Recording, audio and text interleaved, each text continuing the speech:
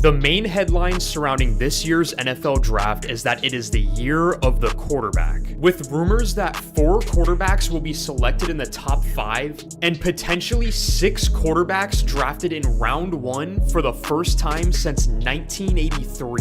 However, the order in which these quarterbacks should be taken is widely disputed, and this is nothing new for draft analysts. Remember when Sam Darnold was a can't-miss prospect and the Browns were supposed to take him with the number 1 overall pick? And there were other analysts who said that some random guy from Wyoming named Josh Allen should be the number 1 overall pick, only for it to wind up being Baker Mayfield, who at times was ranked below Josh Rosen on some pre-draft rankings. Or do you remember when some reports came out that NFL scouts had Zach Wilson above Trevor Lawrence? Or how about when Will Levis was supposed to be the number 1 overall pick last year for a brief period of time and then fell completely out of the first round? Or when CJ Stroud was reportedly cognitively slow and couldn't play quarterback in the NFL. What I'm trying to show is nobody knows what they're talking about. And the NFL draft season is the most speculative time of the year. So I figured I'd join in on the fun and give you guys my top 5 quarterbacks of this year's class. Starting off at number 5, I have JJ McCarthy. During the combine, there was a ton of hype surrounding McCarthy, with many reports saying that he might be the 2nd overall pick. I think that the type of people who heavily believe in JJ McCarthy are the same type of people who believe that wins are a quarterback stat. The fact of the matter is that Michigan was a great team. And while winning is great, and I certainly will not hold that against McCarthy, I just cannot justify using a top 5 pick on a quarterback where his best quality is that his team won a lot of games. There are plenty of guys who have had tons of team success in college who did not work out in the NFL. However, where I will give JJ McCarthy a ton of praise is his ability to play within the structure of an offensive system. He did exactly what he was asked to do in Michigan's offense. And while I know that there's a bad label on system quarterbacks in the NFL, part of being a good quarterback is being able to run an offensive scheme to the best of its ability. I honestly would compare JJ McCarthy to Brock Purdy.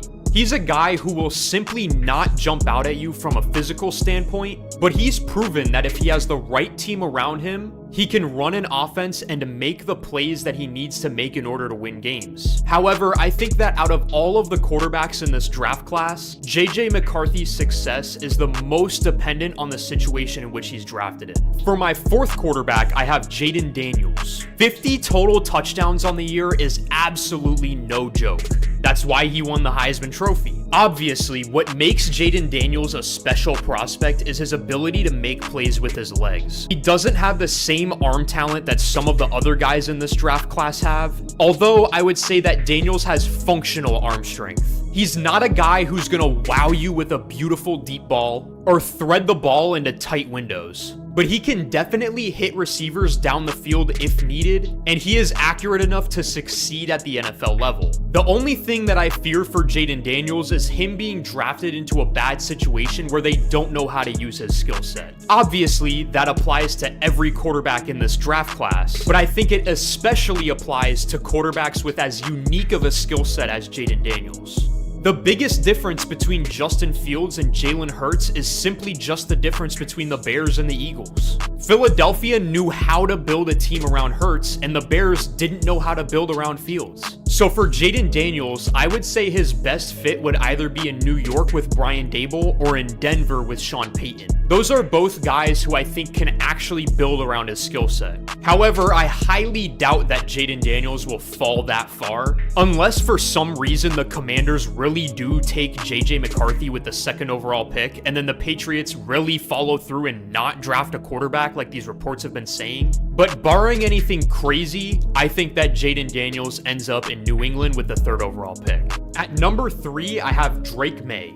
This is the guy who has been labeled as the boomer bust guy by basically every NFL draft analyst out there. I've heard comparisons to Justin Herbert, I've heard comparisons to even Josh Allen. And honestly, I can understand that. May is a pretty big guy, standing at 6'4" and weighing almost 230 pounds. He also has a special arm. Some of the throws that he is able to make are baffling, and he's a great athlete on top of that. But much like Allen and Herbert coming out of college, May is going to need some coaching. At times, he suffered from sloppy footwork and forced some passes that resulted in interceptions. He also did have some accuracy issues at times, and another question mark I've heard about May is the fact that he didn't win very much in college. However, as I mentioned before, I don't think that's a fair argument because wins are a team stat, not a quarterback stat. And there have been plenty of guys who did not win very much in college, look at Patrick Mahomes, who have turned out just fine in the NFL. The fact of the matter is this: Drake May is a coach's dream. He has a big frame, he has a big arm, he can throw off platform, he's athletic, and he's still only 21 years old. I guarantee you that every NFL coach that has watched him play has sat there and said, man, I can make this guy great. If I had to make an NFL comparison for Drake May, I would say that he reminds me a lot of Jordan Love. But I'd say May is actually a better athlete. I would be stunned if Drake May fell past the Patriots at 3rd overall, but I think that the Commanders will select him with the 2nd overall pick. At number 2, I have Michael Penix Jr. This is my shocker. This is the one that probably has all of you about to run to the comments and start spamming on your keyboards. Delete your channel, bro. Do you even watch football? But just remember, nobody knows anything. But one thing I do know is that Michael Penix throws freaking lasers. I think Michael Penix is the best thrower from the pocket in this draft class. He's someone who really can just carve up a defense. The ball comes out of his hand with great velocity. He throws the tightest spiral I've ever seen, and the touch and accuracy on his deep ball reminds me of when Russell Wilson was in his prime. But while I have Michael Penix at 2nd, I don't expect him to be the 2nd quarterback taken. I understand the concerns that come with him. He's 24 years old and he's had multiple ACL tears and multiple shoulder injuries. But in his defense, Joe Burrow was drafted at the age of 23. And despite his injuries, Penix has reportedly passed all medical exams with flying colors. People also want to point out that Michael Penix played behind a great offensive line in Washington and rarely faced any pressure. Sounds like one of the critiques about CJ Stroud to me. And while Penix didn't run around a lot in Washington, he is sneakily athletic. He ran a pretty respectable 4.46 40-yard dash at his pro day, and while offensive coordinators will probably rarely scheme up any designed runs for Michael Penix, he certainly has the ability to scramble for some extra yards if the play breaks down. I think the perfect fit for Michael Penix would be in Seattle. The Seahawks already have some solid pieces to put around a young quarterback, and Penix also would be teaming up with his former offensive coordinator at Washington, Ryan Grubb.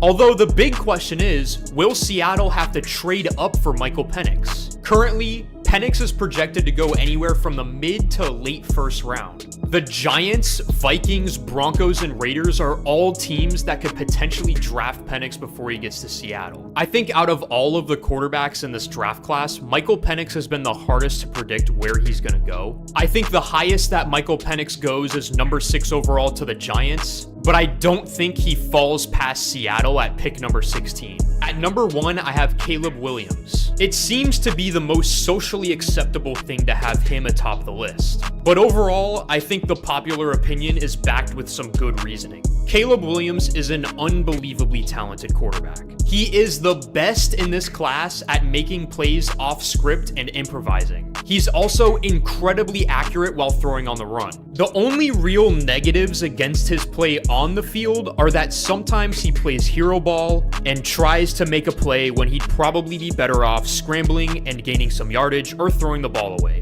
Pretty common problems for a young quarterback. Did he go cry and get cradled by his mom after losing to Washington? Did he also get seen with pink fingernails and potentially lip gloss on? Yeah, he did. But honestly, that's how I know Caleb Williams is a good prospect. Whenever a great quarterback is coming out of the draft, people try to find something wrong with them. Andrew Luck was reportedly too much of a nerd and he wouldn't be one of the guys. Trevor Lawrence loved God and his wife more than football, and apparently that meant that he was going to be a bust. So with Caleb Williams, the thing is that maybe he likes to paint his nails and has a little pink phone case. But I can guarantee you, if he works hard and he balls out and wins football games, the guys in the locker room are not gonna care about his fashion preferences. In terms of style of play, Caleb Williams reminds me of a bigger version of Kyler Murray. He's a great athlete and isn't afraid to push the ball downfield. He's a threat to make plays while out of the pocket, and he's really twitchy. Everything about his game is very quick,